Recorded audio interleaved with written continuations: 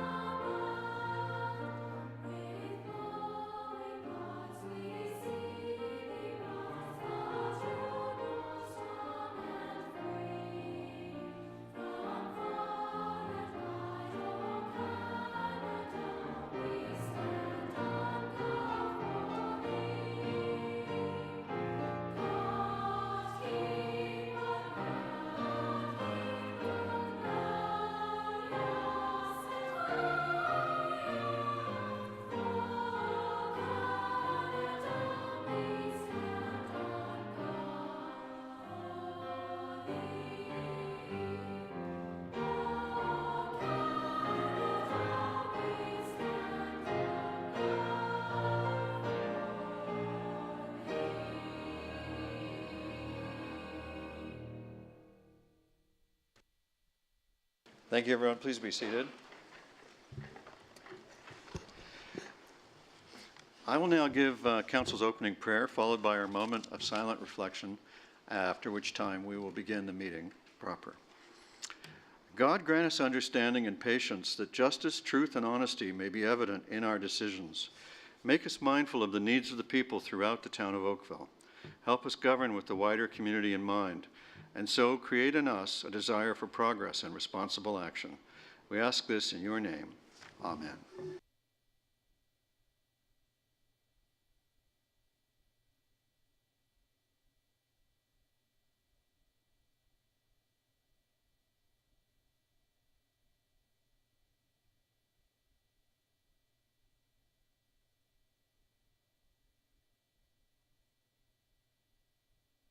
Thank you, everyone. Madam Clerk, I understand we have a few regrets this evening. Yes, we have regrets from Councillor Knoll, Councillor Grant, and Councillor Johnston. Thank you. The rest of us will have to soldier on. Are there any declarations of pecuniary interest? Thank you. Then I call your attention to the minutes of the previous council meetings. That's before you, Council. Councillor Adams moves adoption. Councillor Dudek seconds. Any changes? All in favor? Opposed, if any? The minutes are adopted. Are there any delegations for this evening's meeting, Madam Clerk? No, there are none. Thank you. Well, then that brings us to our standing committee reports, and that's the Community Services agenda of March 19th and the Administrative Services Committee agenda from March 19th last week. Councillor Khan, were you moving those? I am. Councillor Robinson, are you seconding? Any separations? All in favor? Opposed? The reports are adopted. Council, we have no confidential discussion items, and you've had your information items circulated electronically to you. And that brings us to new business for this evening. And we have a notice of motion, and that is before us, moved by Councillor Johnston and seconded by Councillor Elgar. A resolution for the April 15th, for consideration at the April 15th meeting of Council on the collection of development charges for the expansion and improvements to hospitals. I have a couple of things. I want to point out to you that yesterday, Oakville native James Hinchcliffe won his first ever IndyCar race of the season opener at St. Petersburg, Florida. His win was the first win by a Canadian in a top U.S. open wheel series since Paul Tracy of Toronto in 2007 in Cleveland. And all of us on council, I'm sure, will join me in congratulating James on his impressive win. His hard work, intensive training, and his perseverance to succeed are an inspiration to all of us. And as I understand it, he's only 26 years old, so clearly there's a big future ahead of this young man. And I also would like to share with you a letter that we received from the minister responsible for seniors in Ontario, Mario Sergio. He writes, each year, the Government of Ontario celebrates the accomplishments and contributions many of our wonderful seniors make to communities across Ontario.